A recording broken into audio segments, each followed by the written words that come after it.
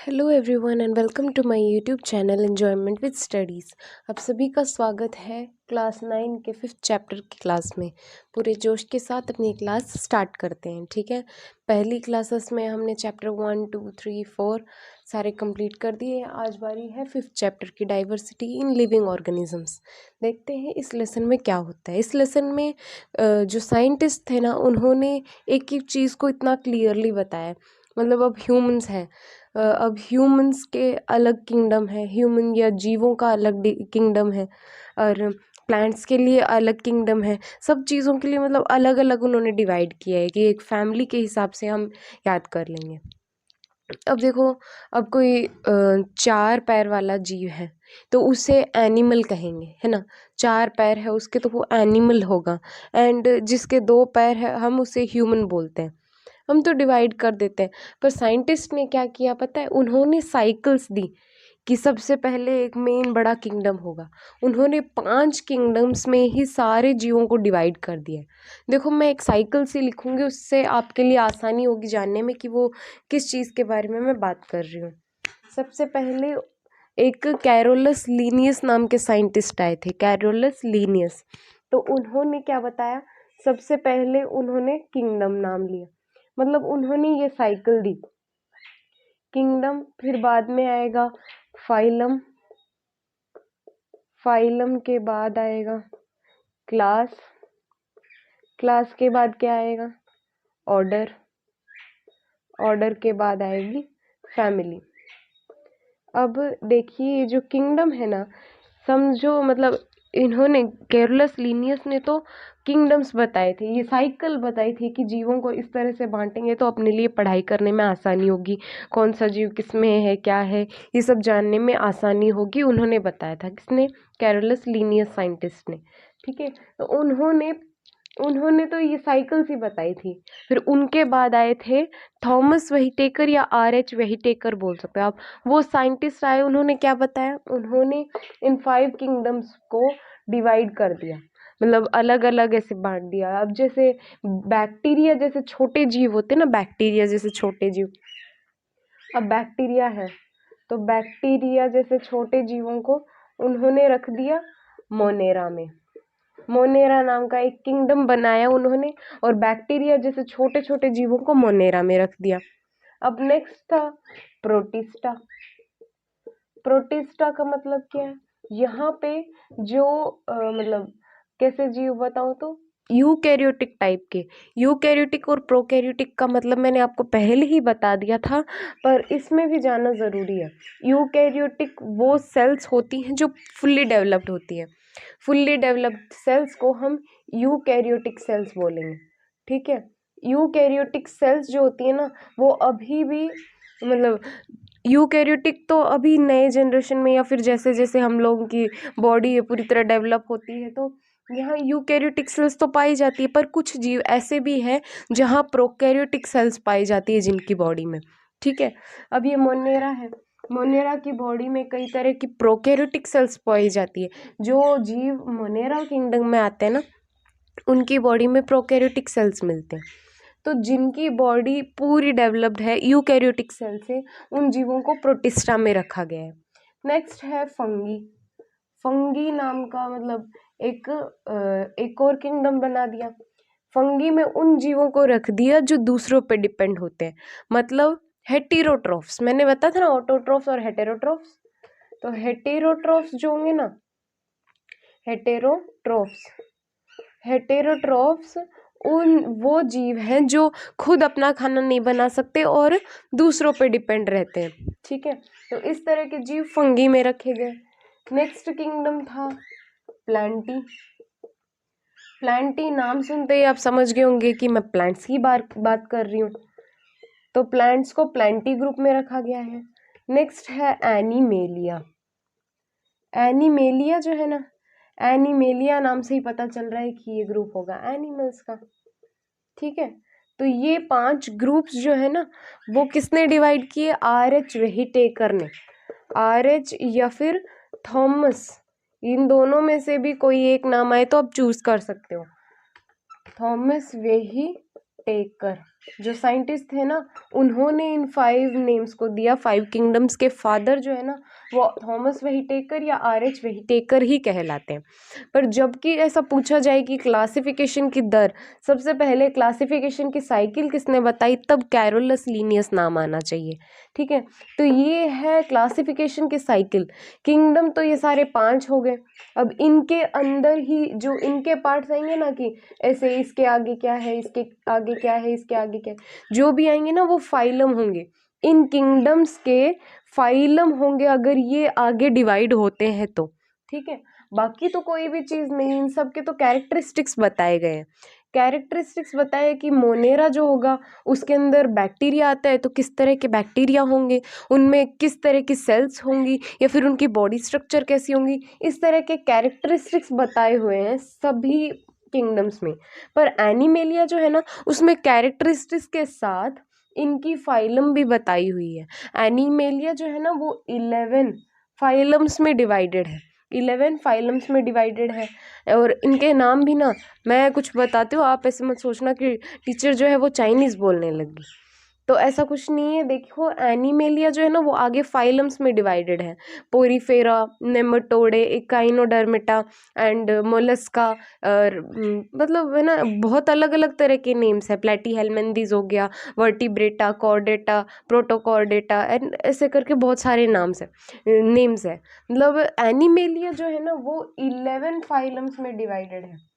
11 phylums में divided है animalia. फिर ये जो फाइलम होता है ना, फाइलम, अब किंगडम के बाद फाइलम आए तो फाइलम के बाद क्लास आएगी, सीधी सी बात है। और क्लास और फाइलम के बीच में भी एक चीज होती है जिसे हम सब फाइलम बोलते हैं। ठीक है, जिसे हम सब फाइलम बोलते हैं। देखना, सबसे पहले हमने सेल और इन सब की चीज़ों के बारे में बात की थी।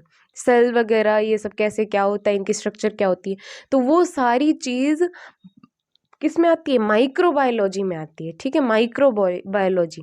और जब हम जीवों की बात कर रहे हैं तो ये सारी चीज़ जूलॉजी में आती है। जू नाम आ गया ना, जू में क्या होते हैं, जानवर होते हैं।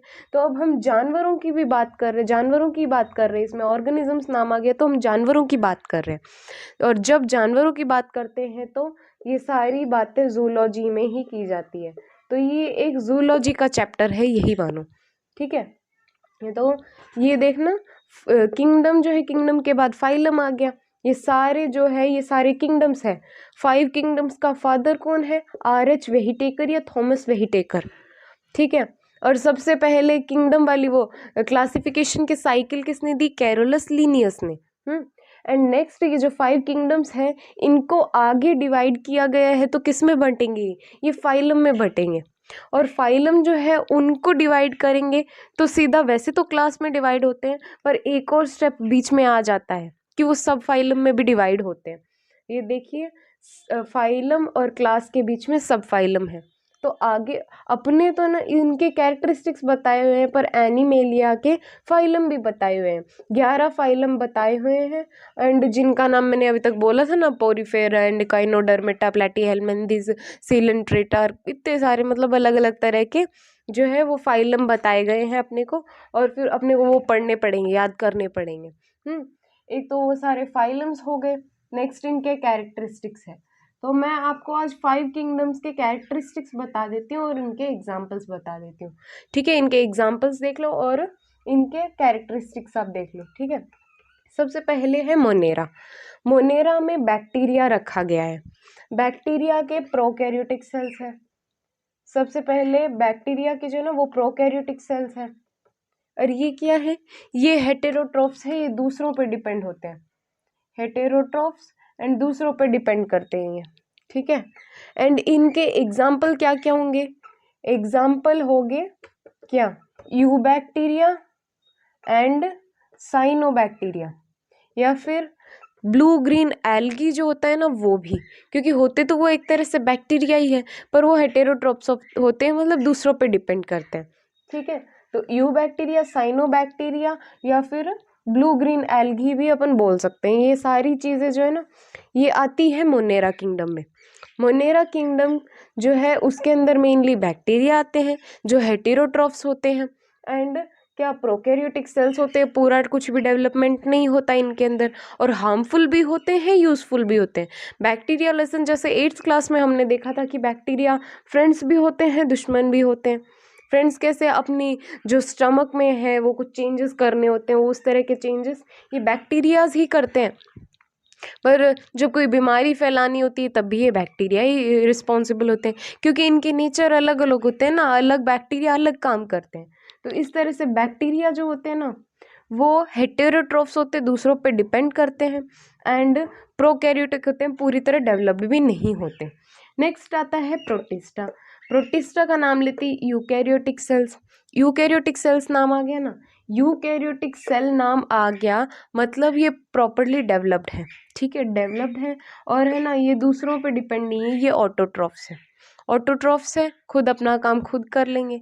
एंड जो यूकैरियोटिक है ना, मतलब इसके अंदर एग्जाम्पल्स क्या, तो पैरामीशियम, जो प्रोटिस्टा है ना उसके एग्जाम्पल्स होंगे पैरामीशियम, अमीबा एंड क्या, अमीबा हो गया, पैरामीशियम हो गया, और फिर मतलब इस तरीके से ही जीव जो है एग्जाम्पल आएंगे प्रोटिस्टा के अंदर। तो नेक्स्ट है फंगी। फंगी के एग्जाम्पल्स क्या होंगे, फंगी जो है ना हेटेरोट्रॉफ्स, हमेशा दूसरों पे डिपेंड रहता है एंड खुद का काम खुद नहीं कर सकता। तो ये ऐसे ना मेनली ऐसे याद रखने के लिए ये छोटे छोटे लिंक्स से अपने पढ़ सकते हैं। अब है ना ये सिंगल सेल्ड होते हैं, इन तीनों के अंदर ही एक ही सेल होती है, ऑलमोस्ट एक ही सेल होती है। एंड जो बैक्टीरिया था ना इसके न्यूक्लियस होता है, इसके अंदर तो कोई मेम्ब्रेन भी नहीं होती, बैक्टीरिया के अंदर होता है ऐसा। और मूवमेंट के लिए सीलिया प्रेजेंट होते हैं, ठीक है, मूवमेंट के लिए सीलिया प्रेजेंट होती है, ऐसी सी स्ट्रक्चर बैक्टीरिया की होती है।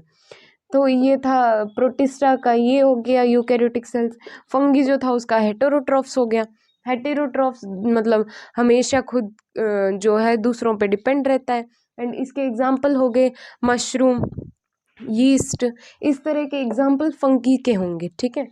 तो ये भी होगा सिंगल सेल्यूलर, मतलब मोस्टली तो सिंगल सेल्यूलर ही होता है, बट कई बार मल्टी सेल्यूलर भी पाया जाता है। नेक्स्ट बारी आती है प्लांटी की। प्लांटी नाम से ही साफ पता चल रहा है कि ये प्लांट्स के बारे में बात कर रहे हैं। तो प्लांट्स में जब हम देखते हैं प्लांट्स को, हमें लगता है कि एक ही सेल से बने होंगे, नहीं ना, बहुत सारी सेल्स मिलकर प्लांट बॉडी बनाते हैं। हमने पढ़ा भी था कि तरह तरह के सेल्स होते हैं, कितने तरह के टिश्यूज होते हैं, ये सब देखा था ना। तो प्लांट्स जो है ना ये ऑटोट्रॉफ्स भी होते हैं, खुद का खाना खुद बनाते हैं, एंड ये क्या मल्टी सेल्यूलर भी होते हैं। तो प्लांट्स को देख के ही हम इसके कैरेक्टरिस्टिक्स बता देते हैं। नेक्स्ट बात है एनिमेलिया की। एनिमेलिया के भी कैरेक्टर साफ है कि जो है ऑर्गेनिजम्स हैं वो मल्टी सेल्यूलर होते हैं, बहुत सारी सेल से मिलकर बने होते हैं, हेटेरोट्रॉफ्स होते हैं, दूसरों पर डिपेंड रहते हैं हमेशा अपने खाने के लिए, ये जो भी है। तो ये सारे कैरेक्टरिस्टिक्स है ना छोटे छोटे लिंक के हिसाब से मैंने आपको बता दिया है, मतलब छोटे से लिंक से आपको सब ऐसे पता चल जाएगा कि इस किंगडम का क्या कैरेक्टरिस्टिक है, ठीक है। तो ये चीज़ थी इसके अंदर। एंड अपने ज़्यादा लंबा ना करते हुए कल की क्लास में ये पढ़ेंगे कि जो एनिमेलिया है उसके कौन से फाइलम है, कौन से क्या कैरेक्टरिस्टिक है उनके, कैसा क्या है, सब कुछ वो पढ़ेंगे, ठीक है। तो एक बार आप ये साइकिल देख लेना, आपकी टेक्स्ट बुक में ऑलरेडी दी हुई है ये साइकिल है। नेक्स्ट ये 5 जो है ना, ये 5 किंगडम्स का नाम याद करना बहुत ज़रूरी है। RH वेहीटेकर या थॉमस वेहीटेकर, इनमें से कोई भी आंसर करेक्ट ही है। ये दोनों मतलब जैसे थोड़ा इनिशियल चेंज हो गया उस तरह की सी बात है, ये दोनों ही सही है। और फादर ऑफ ये फादर ऑफ 5 किंगडम ऑर्गेनिज्म अगर पूछे तो RH वेहीटेकर का ही नाम बोलना है। अगर क्लासिफिकेशन की खोज मतलब किसने क्या अपने को बताया, या फिर क्लासिफिकेशन की साइकिल किसने बताई, अगर ये कोई पूछे तो Carolus Linnaeus is the correct answer, ठीक है। तो ये चीज़ आप देख लेना, और कुछ भी डाउट हो ना तो मेरे को कमेंट सेक्शन में पूछना। वीडियो अगर पसंद आई हो तो लाइक करो, अपने फ्रेंड्स के साथ शेयर करो, चैनल को जल्दी से जल्दी सब्सक्राइब करो। देखो बहुत धीमा कर दिया है सब कुछ, आप लोग वीडियोस वगैरह कुछ देखते नहीं हो, मेरे को ऐसा लग रहा है। तो है ना वो सब छोड़ो, अब एग्ज़ाम का टाइम आ गया है। वीडियो देखो शॉर्टली, सब कुछ समझ आ जाएगा आपको। एक बार कोशिश करो देखने की पूरी तरह, एंड पूरी वीडियो देखो, बीच में स्किप मत करना, ठीक है। And so bye and have a great day, all the best for your exams.